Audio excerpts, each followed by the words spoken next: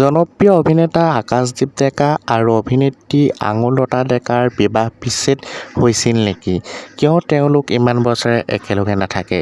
এই সন্দৰ্ভত এটি ভিডিঅ' লৈ আহিছোঁ আপোনালোকৰ মাজলৈ। ভিডিঅ'টো চালেই গম পাব তেওঁলোকৰ বিবাহ বিচ্ছেদ হৈছিল নে অন্য কিবা, কিয় তেওঁলোকে একেলগে নাথাকে।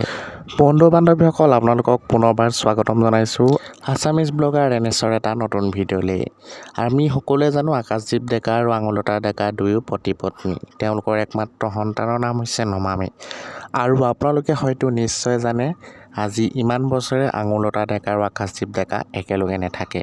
কিন্তু তাৰ কাৰণ কি? তেওঁলোকৰ বিবাহ বিচ্ছেদ, ডিভ'ৰ্চ নে অন্য কিবা? এই সন্দৰ্ভত এটি ইণ্টাৰভিউত জনপ্ৰিয় অভিনেতা আকাশদ্বীপ ডেকাই কয় যে, আঙুৰলতাৰ বিষয়ে বেয়া কমেণ্ট দিলে মই বেয়া পাওঁ। মানুহে ব্যক্তিগত কথাত বেয়াকৈ মন্তব্য কৰিব নালাগে। আমাৰ কোনো ডিভ'ৰ্চ বা বিবাহ বিচ্ছেদ হোৱা নাই। মাত্ৰ আমি দুয়ো বেলেগেহে আছোঁ। আঙুৰলতাৰ নিজৰ ভাগে আছে, ময়ো নিজৰ ভাগে। তেওঁলোক দুয়ো স্বাধীনভাৱে নিজেই বেলেগকৈ আছে বুলি তেওঁ জনাইছে। লগতে তেওঁ কৈছে যে তেওঁক আঙুৰলতা ডেকাই আঁকোৱালি ল'লে তেওঁ আঙুৰলতা ডেকাক আঁকোৱালি পুনৰ দুয়ো একেলগে থাকিব।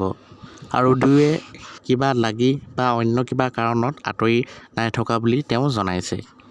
তো আপোনালোকে গম পালে তেওঁলোকৰ কোনো বিবাহ বিচ্ছেদ হোৱা নাই।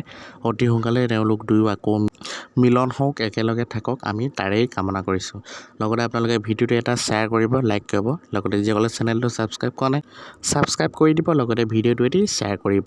ধন্যবাদ। আজিলৈ আহিলেও লগ পাম নেক্সট ভিডিঅ'ত।